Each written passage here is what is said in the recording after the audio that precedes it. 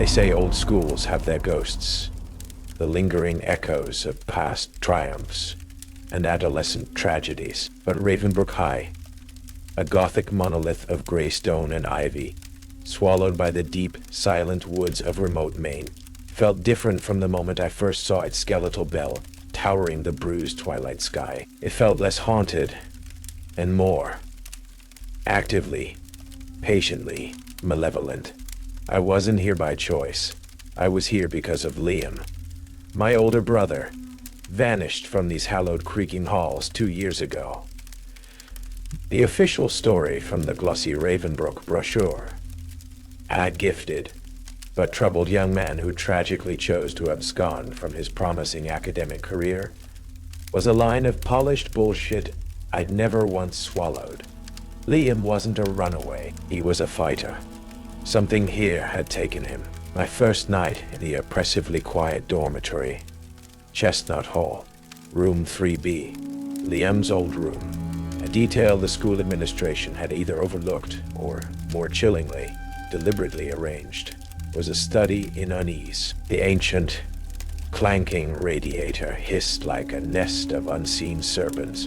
The wind, sighing through the ill-fitting window frames, seemed to whisper forgotten names, and sometime after midnight, when the old building had settled into its deepest, most profound silence, I heard it. A faint scratch from under my door. Hard hammering. I'd held my breath. When I finally dared to look, there was nothing but the dusty floorboards and a small, neatly folded piece of aged, cream-colored paper, typed on an old-fashioned manual typewriter. The ink slightly smeared were 3 sentences, 3 rules. Rule 1. If you see your name written on any bathroom wall in what appears to be blood, scrub it off immediately before anyone else can possibly read it. My blood ran cold. This wasn't some upperclassman prank. There was a chilling specificity to it, a sense of grim, practical warning. The school itself was a labyrinth, echoing corridors lined with faded portraits of stern-faced headmasters whose eyes seemed to follow you, shadowy alcoves where the temperature inexplicably plummeted, classrooms where the chalk dust, stirred by unseen currents, never quite settled, carrying the faint, cloying scent of something old and deeply sorrowful, like pressed flowers in a forgotten funeral wreath. Liam's best friend, David Chen, before he'd suffered a complete nervous breakdown and his parents had yanked him out of Ravenbrook in a state of near catatonia, had once babbled to me, his eyes wide with a hollow-eyed terror I now understood, about the second rule. If your history teacher, Milo, if she starts speaking in the past tense about your current life, about things you're doing right now, you take meticulous notes, understand? You write down every damn word. But for God's sake, whatever you do, don't ask any questions. Don't interrupt the narrative. My first history class was with Ms. Emily Vostai. She was a woman who seemed almost to float rather than walk. Slim, almost ethereal, always dressed in high-necked blouses of antique lace and long, flowing skirts that whispered against the polished floorboards. Her voice was soft, a gentle, hypnotic cadence, but her eyes, a pale, intelligent gray, held an unnerving perceptiveness, as if she could see the unspoken anxieties coiled deep within your soul. She was lecturing on the Puritan witch trials, her voice weaving a spell of historical dread. When she paused, her gaze sweeping the room before landing, with a subtle, almost imperceptible focus directly on me. And so, the accused, she'd murmured, her eyes holding mine, stripped of their identity, their very names becoming whispers in the dark, awaited a judgment beyond their comprehension. Much like young Master Harper, one might surmise, newly arrived and already feeling the weight of Ravenbrook's long, and often unspoken, chronicles. The other students just scribbled notes. I felt a prickle of ice on my spine. Later that day, I met Rena Mallory in the cacophonous, undersized cafeteria. She was sharp, cynical, her dark hair streaked with a rebellious purple. And she scoffed openly at what she called Ravenbrook's pathetic, manufactured ghost stories. I also encountered Theo Blackwell, another recent transfer, quiet and watchful, with an aura of someone who had seen too much too young.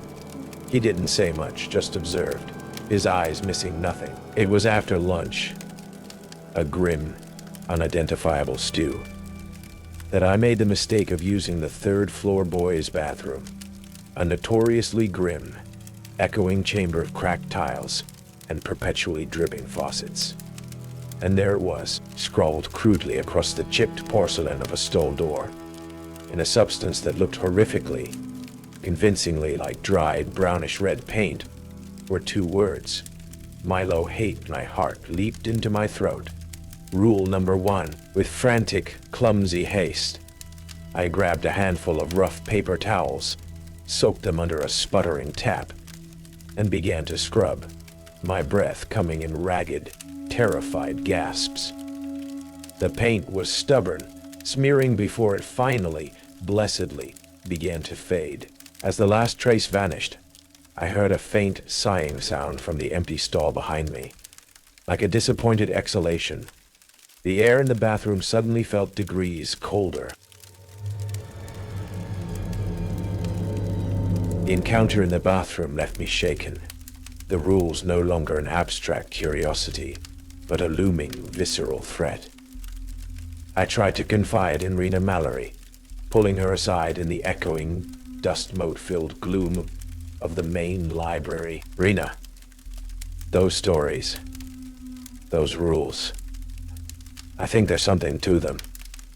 She just laughed, a short, sharp, incredulous sound. Oh, come on, Harper. You, the detective fiction aficionado, falling for a bunch of stupid boarding school pranks? Blood on the bathroom walls? Please. It's probably just ketchup, or some goth kid's idea of performance art. But the next morning, Rena didn't laugh. She found me before first bell, her face pale, her usual sarcastic bravado gone, replaced by a raw, naked fear. Milo, she whispered, her voice trembling. The girls' bathroom, second floor. Stall 3, my name. Rena, it's there, in that stuff.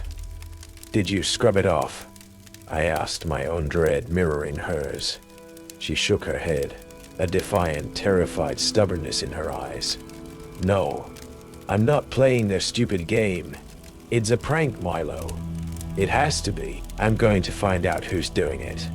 Despite my urgent, desperate warnings, my pleading for her to just obey the rule. Just this once, she refused. She was going to prove it was a hoax. Rena Mallory didn't show up for third period history with Miss Voss, or fourth period chemistry. By lunchtime, a search was quietly, then more frantically, underway. She was gone, vanished. The only trace, discovered by a horrified janitor, was a single, perfect, bloody handprint on the girl's bathroom mirror, directly above the stall where her name had been written. A handprint that was already, impossibly, beginning to fade, as if the glass itself were slowly absorbing it. That afternoon, history class felt like a funeral. Miss Voss, her face a mask of serene, thoughtful sorrow, stood before us. The topic for the day, according to the syllabus, was meant to be the fall of the Roman Empire. Instead, she spoke of Rena.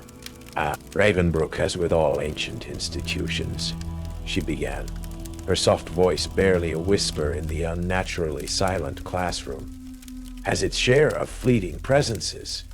Young Rena Mallory, for instance. Her tenure with us, though tragically brief, was marked by a spirited, if somewhat misplaced, skepticism. She questioned the established narratives.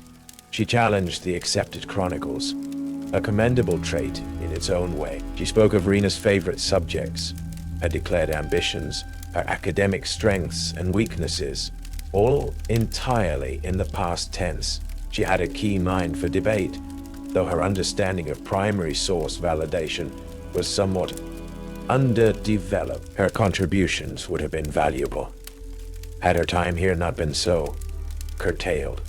The other students scribbled notes, their faces blank, uncomprehending. I sat frozen, Liam's friend David's terrified warning about rule number 2 screaming in my ears.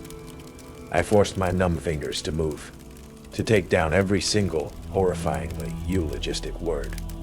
Milo and I. No, just me now. Rena was gone. Theo Blackwell found me later, in the deserted bleachers overlooking the frost-rimed football field. He didn't offer condolences. He just sat beside me, his gaze fixed on the gray, brooding edifice of Ravenbrook. "It started for you, hasn't it?" he said, his voice quiet, almost devoid of emotion. "The game. I've seen it before. Different schools. Same rules, more or less. Different. Prefect." He finally looked at me, his eyes old, haunted. "The rules aren't just suggestions, Harper. They're survival. But sometimes even following them isn't enough." Later that night, I found Rena's history notebook abandoned on her empty desk in the dorm room she'd shared with 2 other now terrified girls. Tucked inside the back cover, on a loose sheet of paper, was a list she'd clearly been compiling. Names of Ravenbrook students from the past 20 years. Beside each name, a notation. Transferred mid-semester.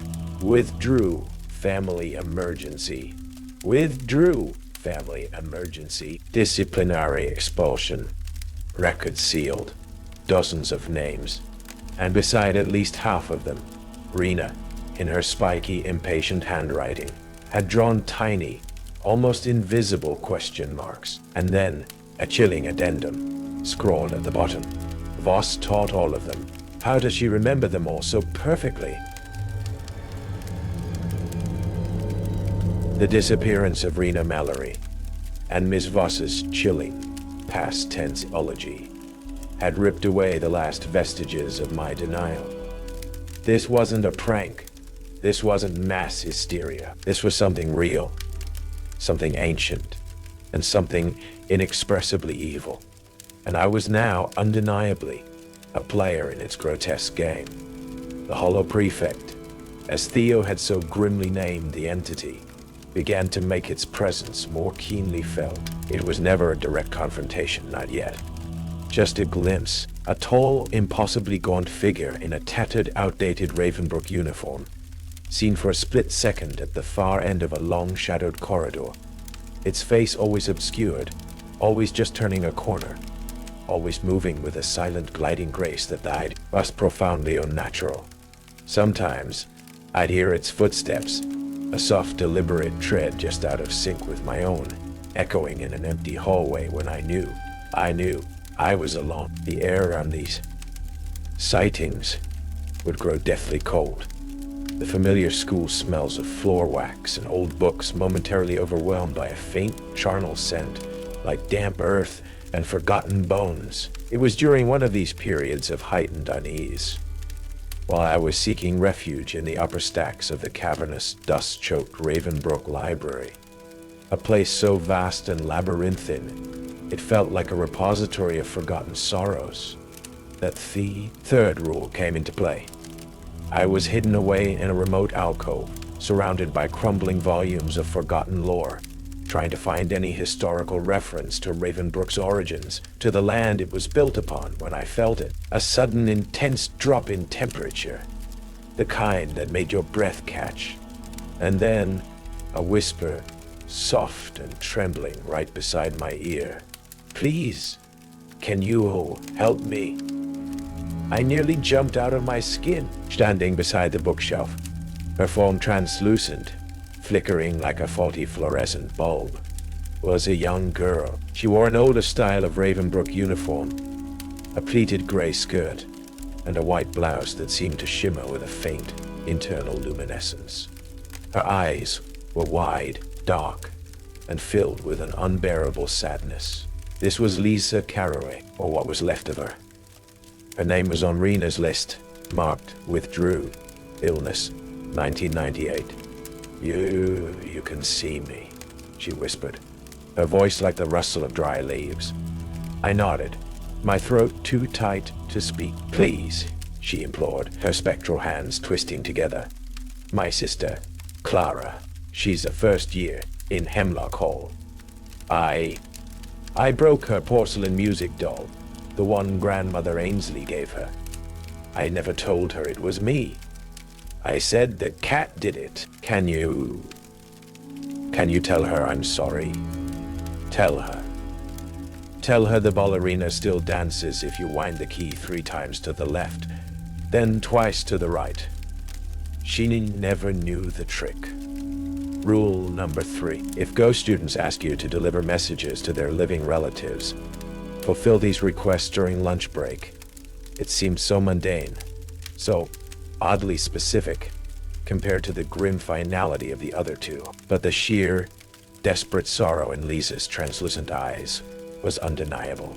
The next day, during the cacophony of lunch break, I found Clara Caraway, a small, timid girl, with eyes very like her sister's, picking at a plate of congealed pasta salad. Delivering Lisa's message felt surreal, like relaying a coded communique from another dimension. Clara's reaction was immediate. Her lower lip trembled, and then she burst into tears, not of sadness, but of a strange, bewildered relief. "The ballerina doll," she sobbed. I always thought it was broken after Lisa. After Lisa left, I never knew. Later that afternoon, I returned to the library alcove. Lisa Caraway was not there, but the oppressive cold had lifted, and the air smelled faintly, not of dust and decay, but of old lavender, like a sachet tucked away in a forgotten hope chest. Fulfilling the request had, it seemed, brought some small measure of peace to at least one of Ravenbrook's unquiet spirits. Theo, meanwhile, had been busy in the school's archives, a place even more neglected and dust-laden than the library. He found what he was looking for: original Ravenbrook school yearbooks from the late 1990s, the years Miss Voss would have been a new young teacher. He laid one open before me. There she was, Emily Voss. Younger, yes, but her face, her serene, knowing eyes, they were almost exactly the same as they were now, 25 years later. Unchanged, ageless, and in the group photo of the 1996 graduating class, Class Tina, several faces, I realized, with a fresh jolt of horror, had been subtly, almost invisibly, blurred, their eyes smudged with what looked like old, faded ink. Rena's list of names echoed in my memory. Just as that chilling realization was settling in, a faint shimmer appeared beside me in the dim archive light. Lisa Caraway. Her form was more stable this time, less flickering. "Thank you, Milo," she whispered, her voice stronger. Her spectral tears, however, when they welled in her sad eyes, were no longer clear. They were black, like drops of ink. The message, it helped. But be careful. Her black tears began to fall. Her black tears began to fall. "Your friend, Thea. He knows more than he says. And the other one. The loud girl who questions everything. She's not entirely wrong about the history teacher. Miss Voss, she doesn't just remember the lost students. She collects them." Lisa Caraway's black tears and a cryptic warning about Theo and Miss Voss left a lingering poisonous residue in my thoughts. The game, if that's what this grotesque charade could be called, was escalating with a terrifying, inexorable momentum. More names began to appear on bathroom walls, scrawled in that same, sickeningly realistic blood-like substance. Another student from my English class, a quiet boy named Samuel Bellwether, vanished overnight, his bed neatly made, his textbooks stacked, as if he'd simply evaporated. The Hollow Prefect's appearances became more frequent, less peripheral. I'd see its tall, gaunt silhouette at the end of a corridor as a bell rang for class change. Its featureless face turned expectantly towards me before melting into the shadows. Once, I saw my own name, Milo Harper. Final notice. appear in fresh, glistening crimson on the fogged-up mirror of the locker room after gym, only to realize with a surge of adrenaline that it faded as the Hollow Prefect's silent footsteps seemed to recede down the hallway. It was a direct summons, a targeting. Ms. Voss's history lessons transformed into thinly veiled, deeply personal allegories of my own unfolding nightmare. While discussing the doomed Franklin expedition, she spoke of navigators lost in uncharted territories, their maps useless, their compasses spinning wildly, their fate sealed by a refusal to acknowledge the ancient rules of a hostile, indifferent landscape. Her gaze, when it met mine, was no longer just perceptive. It was proprietary, almost possessive, as if I were a particularly interesting specimen under her academic, and perhaps not entirely academic, scrutiny. She began to speak of my current anxieties, my sleepless nights, my furtive investigations, all framed in the past tense. Her voice a soft, hypnotic dirge narrating my slow descent. Young Master Harper found himself increasingly isolated, his trust in his peers eroded by whispers and shadows. His attempts to apply logic to the illogical were commendable, but ultimately insufficient against the older, deeper currents of Ravenbrook's true curriculum. Theo, sensing my growing desperation, and perhaps wrestling with his own carefully guarded secrets, finally revealed more. He wasn't just a casual observer of these games. He was a survivor. Or, as he put it, collateral damage with a pulse. He led me, not to the archives this time, but deep into the bowels of Ravenbrook, through a series of locked service doors, and down a flight of narrow, crumbling stone steps I hadn't known existed. We emerged into a network of damp, earth-smelling tunnels, their brickwork ancient, clearly predating the current school building by centuries. Silva era, Theo explained, his voice hushed, his flashlight beam dancing across walls, covered in faded spidery graffiti and strange, repeating symbols. Symbols I recognized with a sickening lurch. They were identical to the ones I'd seen in the margins of Liam's old, discarded notebooks, the ones he'd become obsessed with in the months before he vanished. In a small, domed side chamber, clearly once used as a makeshift command post or illicit meeting place, Theo's light fell upon a large, crudely drawn map, etched directly into the damp stone wall. It was a schematic of the Ravenbrook grounds, but overlaid with a complex, star-like geometric pattern. A pentagram or something very much like it. And at each of its 5 vertices, and at several other key points within the school buildings, the library alcove, where Lisa Carraway first appeared, the 3rd-floor boys' bathroom, the old, disused bell tower. Small, X-shaped marks had been gouged into the stone. Locations of past disappearances, Theo confirmed, his voice flat. Locations of intense psychic energy. Nexus points for the Hollow Prefect's wanderings. This school isn't just built on something old, Milo, he said, his breath fogging in the frigid air.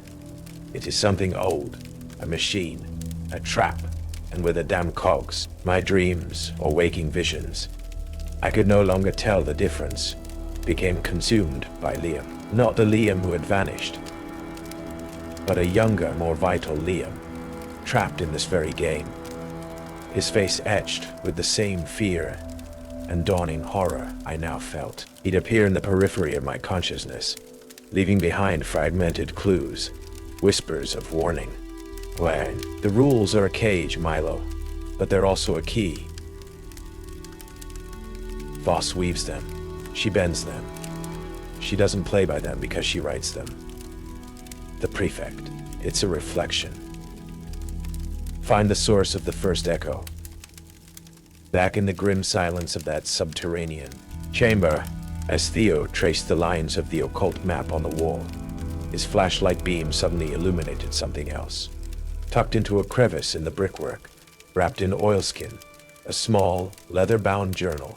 Liam's handwriting, my heart seized. With trembling fingers, I opened it. The ink was faded, the pages brittle, but the words were a desperate, terrifying chronicle of my brother's last weeks at Ravenbrook. His investigation into the game, his discovery of Miss Voss's true nature, his growing certainty that the Hollow Prefect wasn't just a random haunting, but a curated, cultivated entity. And then, a final chilling entry, scrawled in a frantic, almost illegible hand.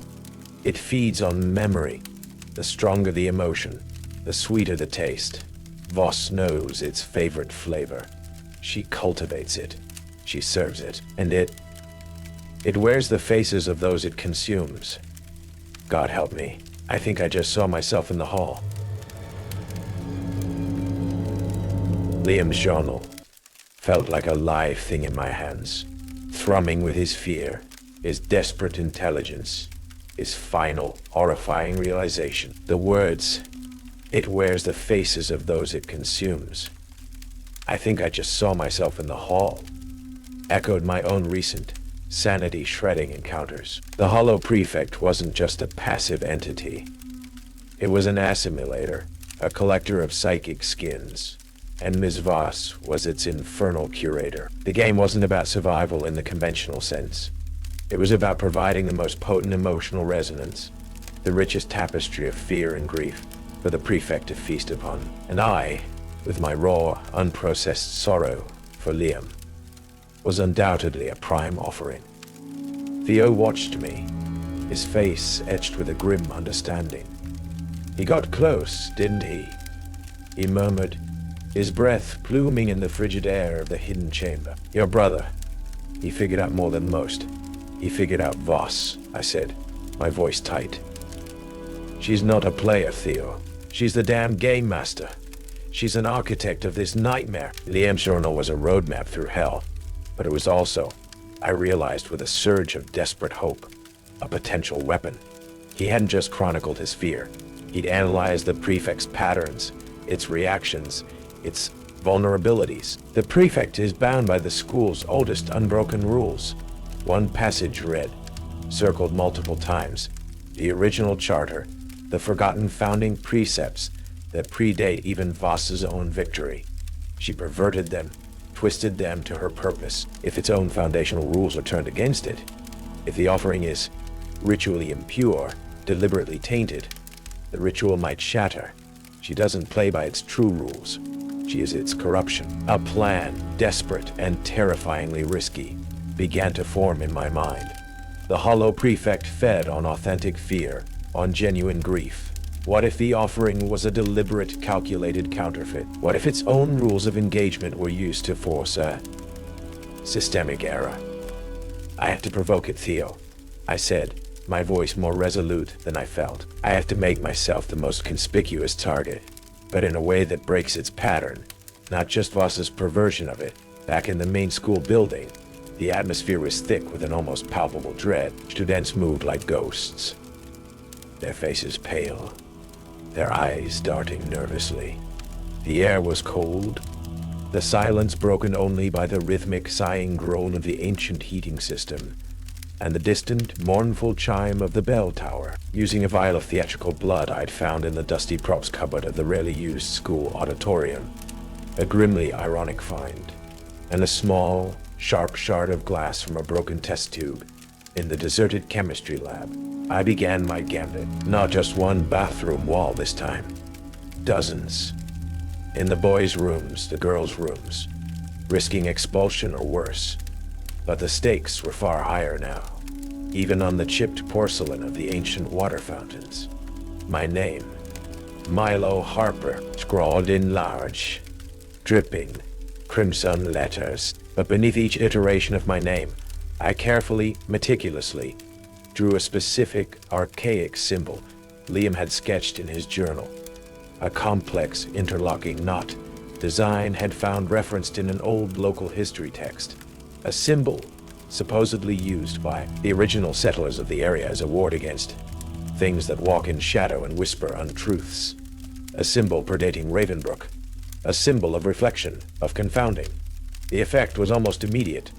The temperature in the corridors plummeted, the lights flickered and died, plunging the school into an eerie, disorienting gloom, lit only by the weak emergency strobes. A low, guttural moan, like wind tearing through a vast, empty cavern, seemed to emanate from the very walls. The Hollow Prefect was agitated. The offering was wrong. And then she was there. Ms. Emily Vostard, materializing at the end of the long, shadowed corridor leading to the main staircase, not with her usual ethereal grace, but with a sudden predatory stillness.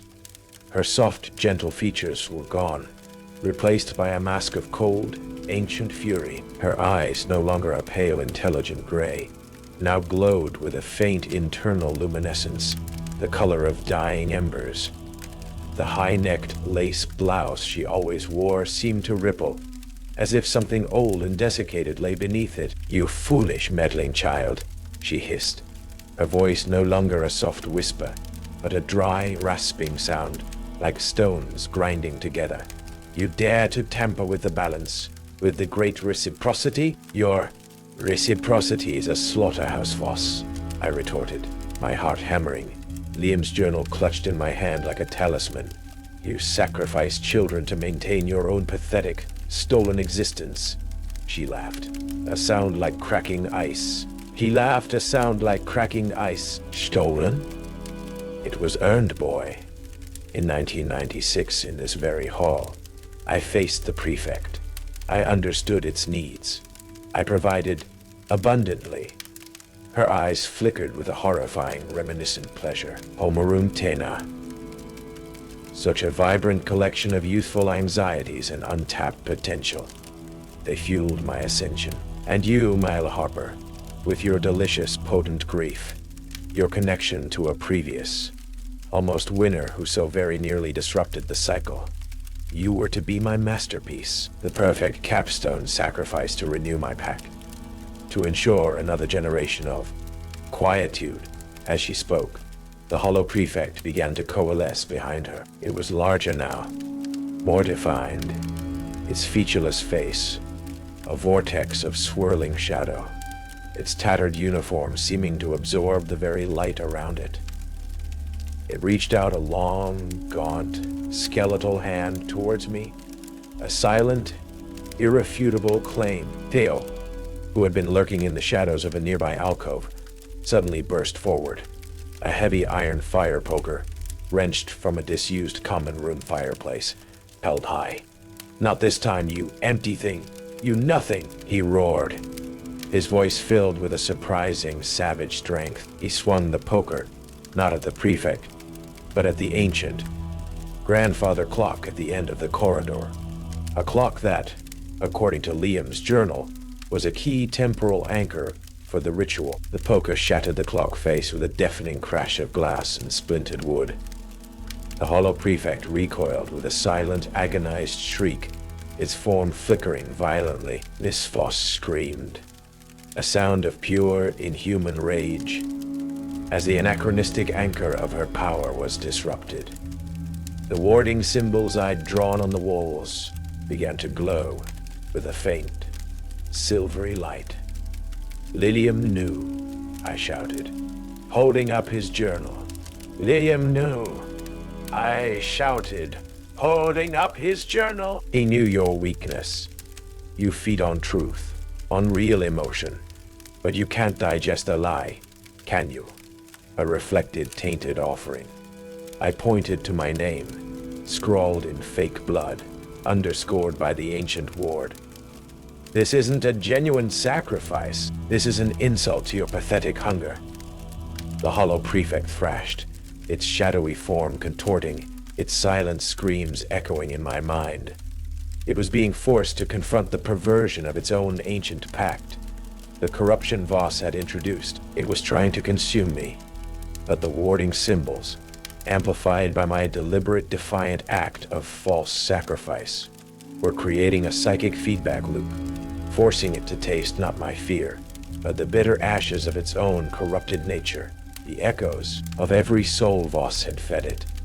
Lisa Caraway's spectral form suddenly appeared beside me, no longer timid, but radiating a cold, focused anger. "He is bound by the first sorrow, the one that birthed him here," she whispered, her black tears flowing freely. "Show him the face of his own despair, Milo. Reflect it." I looked at the Hollow Prefect, at Miss Voss, who was now visibly weakening, her youthful facade beginning to crack and peel like old parchment, revealing something ancient and withered beneath. I focused all my grief for Liam, all my anger at this place, all the fear and sorrow I had felt, not as an offering, but as a mirror. "Look at what you've become," I screamed, my voice raw. "A parasite, feeding on pain, orchestrated by a monster who perverted your own ancient hunger. Is this the eternity you offer?" The prefect let out one final, silent, soul-shattering shriek. Its form flickered then, with a sound like a vast, ancient tapestry tearing. It began to unravel, its shadowy essence dissolving not into nothingness, but into a million motes of cold, sorrowful light, each one a whispered echo of a forgotten name. The game was broken.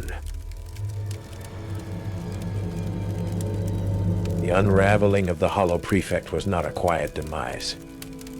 As its shadowy form dissolved into those million motes of sorrowful cold light, the very fabric of Ravenbrook seemed to cry out in protest.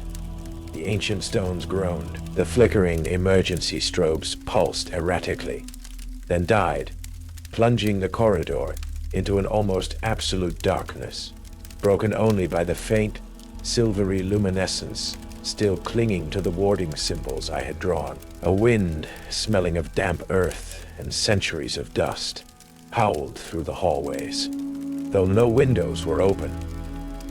It was as if the school itself, so long a vessel for the entity's parasitic presence, was experiencing a violent, agonizing withdrawal. "Miss Voss!" shrieked, a sound no longer human, but the raw, thin cry of something ancient and cornered. Her carefully maintained facade of youthful serenity had completely crumbled, like old plaster falling from a desiccated corpse. Before my horrified eyes, her skin seemed to tighten over her bones, to yellow and crack like old parchment.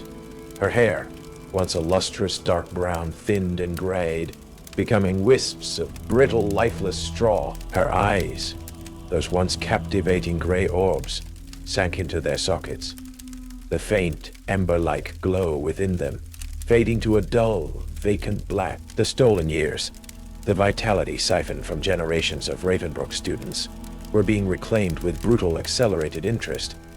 "No," she rasped, her voice now a dry, rattling whisper, like dead leaves skittering across a tombstone. "The pact, it cannot be undone." She reached out a claw-like hand, her fingers gnarled and twisted, towards where the Hollow Prefect had been, as if trying to grasp the dissipating motes of light, the spirits of those she had sacrificed, the students of Homeroom Tenna from 1996, and perhaps countless others from cycles before and after, now flickered into view, not as vengeful specters, but as pale, sorrowful echoes, their forms translucent, their eyes filled with a profound, weary sadness. They didn't speak, didn't threaten. They simply watched as their tormentor, their facilitator, was unmade. Their silent, collective grief, their stolen memories, seemed to become a crushing weight upon Voss, a mirror reflecting the enormity of her transgressions. She stumbled, her ageless grace gone, replaced by the palsied movements of extreme old age. My quietude. She wheezed, her voice barely audible. My preservation. She collapsed against the cold stone wall, slowly sliding to the floor, her form shrinking, desiccating, until all that remained was a pile of antique, lace-trimmed fabric, a few strands of silver hair, and the faint, lingering scent of dust and bitter regret. The Game Master had lost her final game. Theo, his face pale but resolute, stood over the remnants, the iron fire poker still clutched in his hand. The cycle. It had to break sometime, he said, his voice quiet, almost reverent in the sudden, echoing silence. Lisa Carraway's spectral form, still beside me, let out a soft, sighing breath. The black tears had stopped. Her form seemed lighter, less burdened. They are free now, she whispered, her gaze on the dissipating motes of light that had once been the Hollow Prefect, or at least freer than before. The worst of the echo has faded. She turned to me, a faint, grateful smile touching her translucent lips. Thank you, Milo. You listened, you remembered, and then, with a final gentle shimmer, she too began to fade, not into darkness, but into a soft ambient light, until she was gone. The unnatural wind died down. The oppressive cold began to recede, replaced by the normal damp chill of an old unheated building. The silence that fell was different now, not the charged, watchful silence of before, but an empty, echoing quiet, the quiet of a place whose central, animating malignancy had finally been excised.